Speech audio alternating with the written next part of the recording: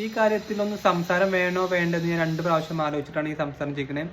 നമ്മൾ കുറച്ച് കാലം മുമ്പ് 2 വർഷം മുമ്പ് നമ്മുടെ ഇൻസ്റ്റഗ്രാമിലൊക്കെ തിളങ്ങി നിന്ന റിഫ ആത്മഹത്യ ചെയ്ത്.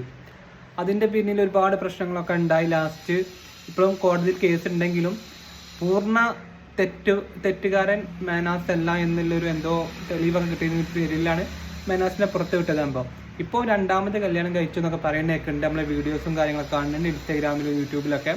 അപ്പോൾ ഇതിനെക്കുറിച്ച് എന്തൊക്കെയോ കൂട്ടിമറിച്ചൊരു ഷാക്കിറ അബ്ദുൽ ഖാദർ എന്നൊരു വ്യക്തി എന്തൊക്കെയോ പറയുന്നുണ്ട്. അവരെ എന്തോ ഒരു വ്യക്തി വൈരാഗ്യം തീർക്കണമാർക്ക് എനിക്ക് ആ വീഡിയോ കണ്ടപ്പോൾ തോന്നി.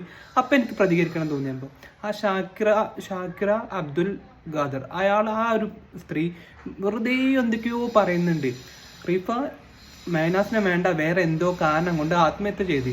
ആദ്യം ജീവിതകാലം മുഴുവൻ ഒറ്റയ്ക്ക് ജീവിക്കണം. ഇവന് മെഹനാസ് വേറെ ജീവിതം വേണ്ടേ അപ്പോൾ പിന്നെ എന്ത് വർത്തന അയാൾ പറഞ്ഞു. എനിക്ക് എന്താ അയാൾ പറഞ്ഞോണ്ട് എനിക്ക് യോജിപ്പും തോന്നിയില്ല. അപ്പോൾ റിഫ സ്വന്തം ജീവിതം വേണ്ട വെച്ച് തന്നെ ആത്മഹത്യ ചെയ്ത്. അതിൻ്റെ പൂർണ്ണ ഉത്തരവാദിത്വം മെഹനാസാണെന്ന് ഇതുവരെ തെളിഞ്ഞിട്ടില്ല. പിന്നെ എന്തിനാണ് അപ്പോൾ അവർക്ക് വേറെ ജീവിതം വേണ്ടേ? മെഹനാസിന് വേറെ ജീവിതം വേണ്ടേ? എന്തോ മെഹനാസ് വല്ല തെറ്റുകാരനാണെന്ന് നിങ്ങൾ മാത്രം പറഞ്ഞാൽ മതിയോ?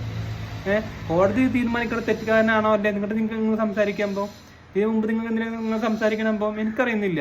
നിങ്ങൾ വ്യൂസിന് വേണ്ടി സംസാരിക്കണമെങ്കിൽ ആദ്യം പറയണം കേട്ടോ. അല്ലാതെ ഒരു വ്യക്തി ഇങ്ങനെ അടിച്ച് ആക്ഷേപിക്കാൻ പാടില്ല ഒരു മനുഷ്യനെ. ഓക്കെ, എനിക്ക് പറയണം തോന്നി.